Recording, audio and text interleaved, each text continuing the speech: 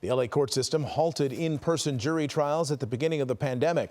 Eyewitness News reporter Rob Hayes tells us about the cases stuck in the system and what's being done. Charmaine Henderson is a mother seeking her day in court.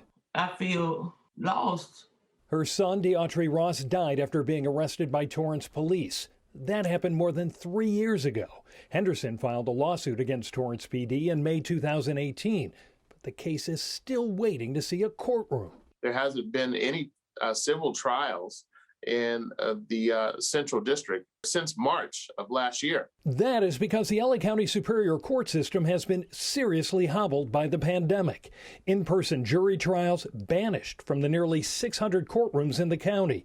A spokesperson for the courts couldn't tell us how many cases are still waiting to go to trial. But documents from the Judicial Council of California show between March and August of last year, roughly 1.4 million fewer cases were resolved in the state than in 2019. In LA County, that translates to 385,000 more cases waiting to be resolved than the year before. But the county court system finds itself caught in the middle. While some attorneys are eager to get their cases before a jury, others are suing the courts to halt in-person traffic and eviction trials. The court facilities are crowded and poorly ventilated. Their hallways and courtrooms are too small for people to maintain 6 feet of social distance, and not everyone is wearing a mask.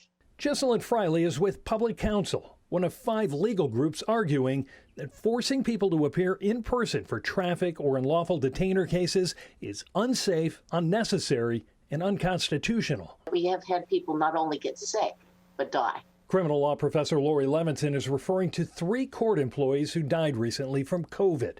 She says court administrators have been improvising throughout the pandemic and that many of the steps taken don't work. Listen to the people who work in those courts.